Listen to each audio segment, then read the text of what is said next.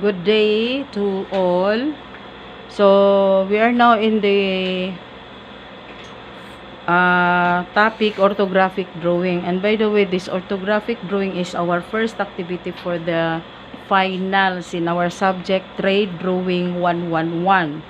So, in constructing an orthographic drawing, so by the way, I have not shown you the borderline and title block, but in your case, you have to provide your borderline and title block to make it formal.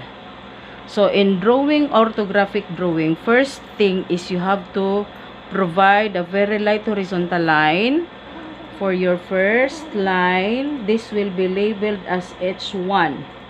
According to our plate number 1 that is found in your notes, the thickness of the object is 3 centimeters, the length of the object is 4 centimeters, and the width of the object is 4 centimeters.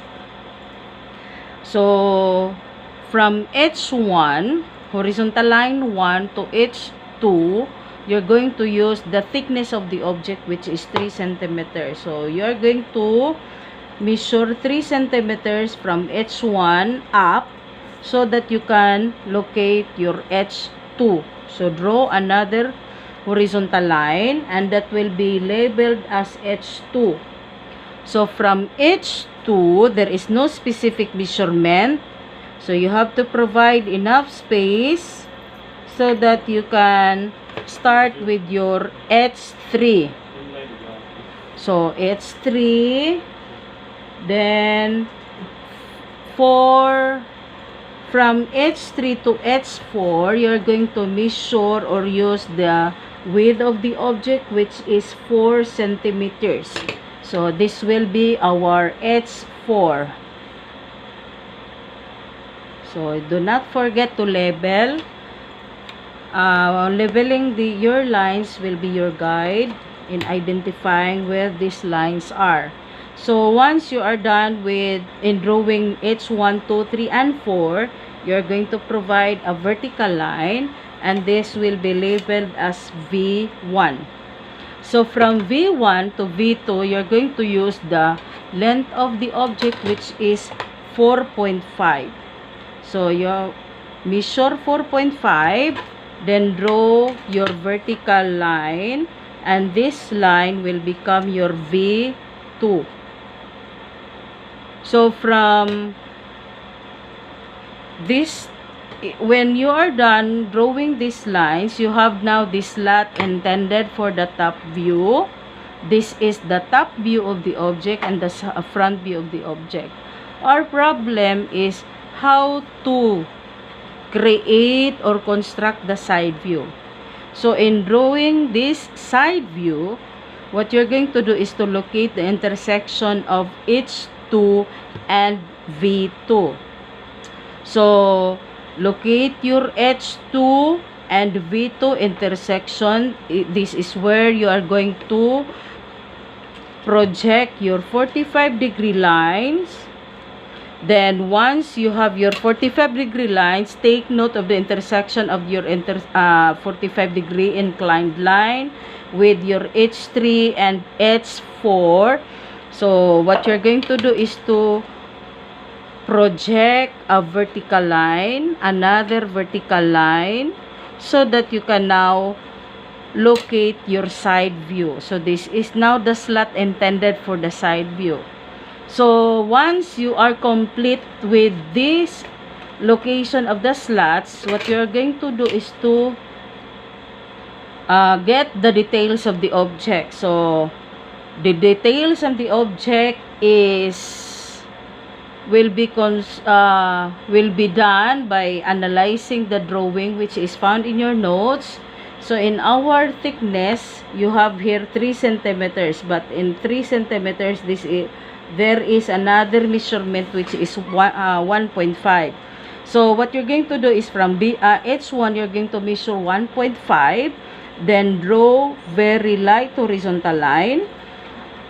From H4, another 1.5 down, then draw your light horizontal line. And this time, we are not using any label anymore.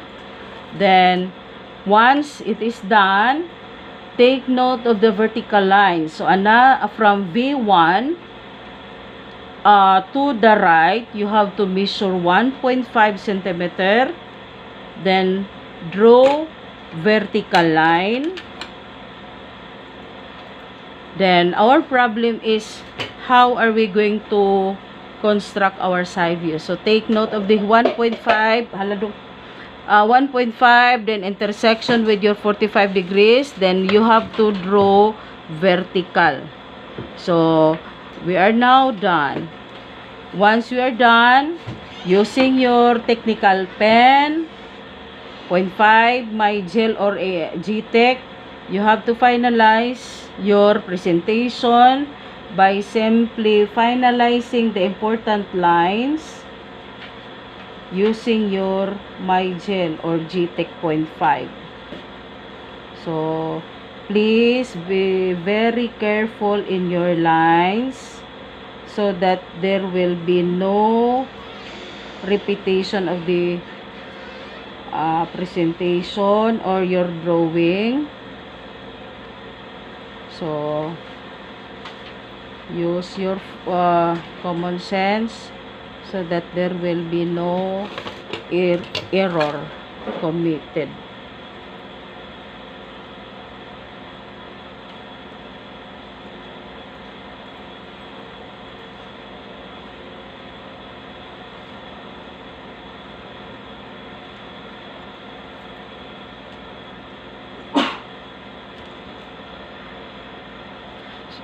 Once you are done with the presentation, you have to label the figures. So, in labeling the figures, you have to provide a guideline so that your lettering will be uniform with regards to the height. So, you have to follow the guidelines. For example, writing the side view or lettering the side view. And another thing is you have to follow the strokes in each letter.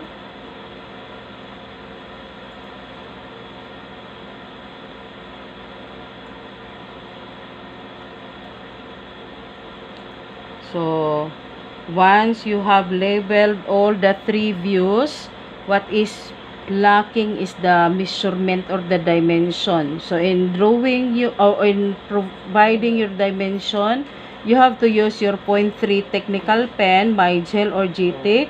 So, provide your dimension line.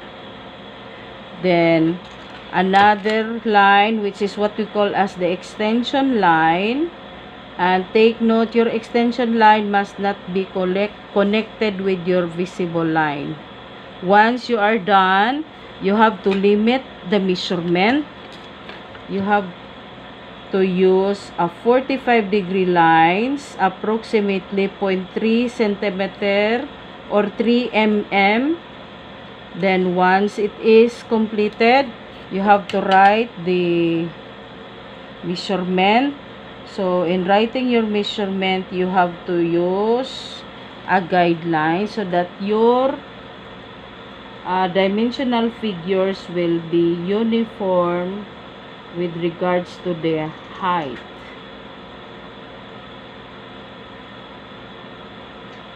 So, take note what is the position of the dimension line that you have provided will be the position of the numerical figures that you have to provide. Just like what I am doing right now. So, position of the dimension line is vertical. So, therefore, your position of your numbers will also be vertical.